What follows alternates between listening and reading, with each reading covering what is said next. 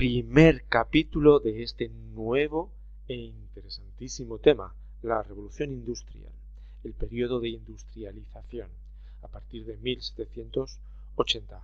La revolución industrial es un periodo de cambios.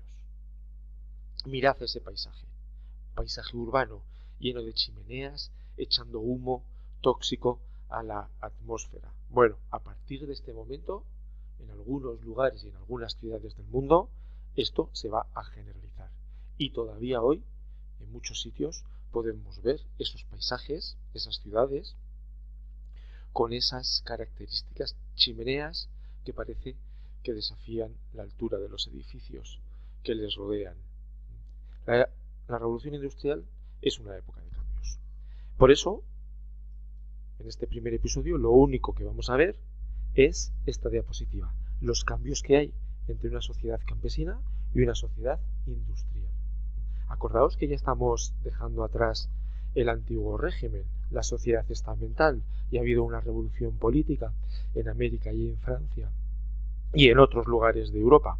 Pues al mismo tiempo, casi simultáneamente, en Inglaterra hay una revolución también económica, unido a cambios políticos, evidentemente. Y veis el contraste que hay entre uno y otro, una sociedad campesina y una sociedad industrial. Tenéis que tener en cuenta que la revolución industrial no es un proceso sincrónico en todo el mundo, no se da al mismo tiempo en todo el mundo. No todos los países o dentro de un país, no todas las regiones están haciendo una revolución industrial. Es un proceso que se da de forma paulatina y no en todos los países del mundo, solo en algunos muy concretos, empezando por la Gran Bretaña del siglo XVIII. ¿Veis? Dejamos atrás la sociedad estamental.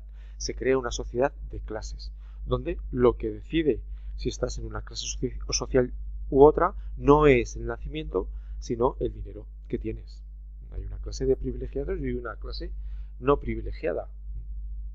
La aristocracia y la burguesía estarán arriba, el campesinado, el proletariado estarán abajo, serán la fuerza trabajadora. En la sociedad campesina el trabajo proviene de la tierra, la riqueza también.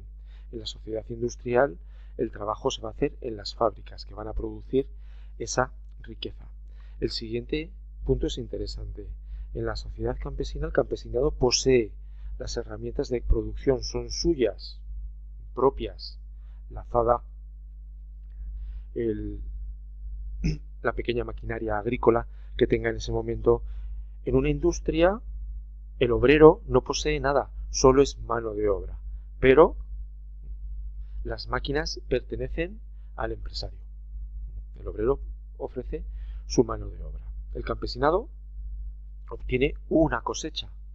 Esa cosecha le sirve para alimentarse y para vender los excedentes. En una sociedad industrial, el obrero obtiene un salario. Con el salario cobra poco. Si el salario es mínimo o es miserable, lo que va a comprar va a ser muy poco. En una sociedad campesina, la vida normalmente estaba regulada por el ciclo agrario, por las estaciones, por las festividades que tenían que ver con los diferentes acontecimientos en torno a la cosecha, la recolección, la matanza del cerdo. Eso es muy interesante, porque todavía se conservan en los pueblos buena parte de esas festividades que estaban asociadas a un rito agrario. En una sociedad industrial, los ritos agrarios desaparecen. Lo que marca el funcionamiento de esa sociedad y sobre todo la vida diaria es el reloj de la fábrica. Eso lo podemos ver hoy en cualquier fábrica, pero en cualquier institución y en la mayoría de las empresas donde hay unos horarios rígidos establecidos que no te puedes saltar. Bien, los campesinos vivían en pueblos, los obreros viven, al principio también en pueblos, pero luego sobre todo en barrios de ciudades. Barrios nuevos que se acaban de crear, muy mal construidos, muchas veces con casas de madera, sin alcantarillado, sin luces, sin todos esos inventos que irán llegando con la revolución industrial, y barrios marginales, donde realmente hay muchísima pobreza. Bien. Los campesinos tenían las ideas claras en relación a quiénes eran.